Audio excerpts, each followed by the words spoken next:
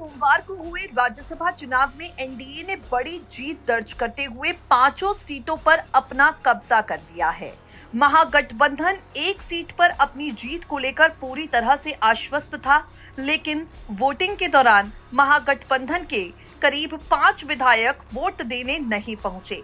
इसमें पूर्वी चंपारण की ढाका सीट से आरजेडी विधायक फैजल रहमान शामिल हैं। फैजल रहमान ने हाल ही में महज 178 वोटों से चुनाव लड़ा। अब राज्यसभा चुनाव में फैजल रहमान की गैर मौजूदगी पर सवाल उठ रहे हैं।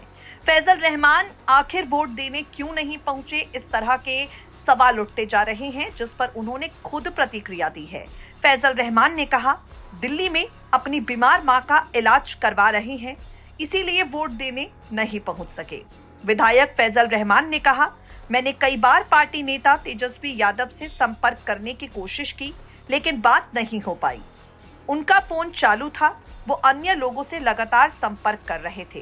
फैजल रहमान ने कहा, मैं वोट देने के लिए निकल भी चुका था, लेकिन अचानक मां की तबीयत बिगड़ने की खबर मिली, जिसके चलते मुझे वापस दिल्ली जाना पड़ा। पूरे दिन मैं अस्पताल में डॉक्टर्स के चक्कर लगाता रहा। हालांकि इस मामले में उनकी भूमिका पर सवाल उठ रहे हैं, क्योंकि राज्यसभा चुनाव में हर विधायक का वोट काफी अहम होता है।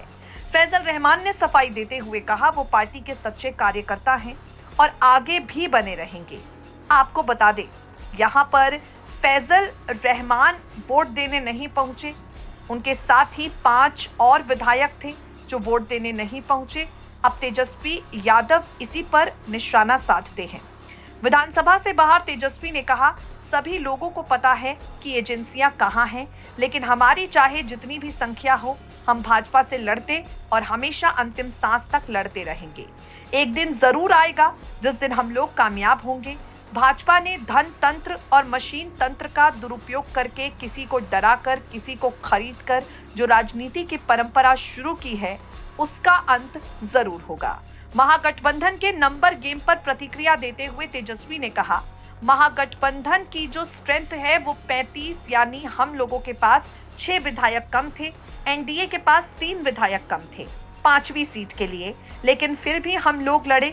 हम उनके सामने झुके नहीं, हम हमेशा उनकी विचारधारा के खिलाफ खड़े रहेंगे।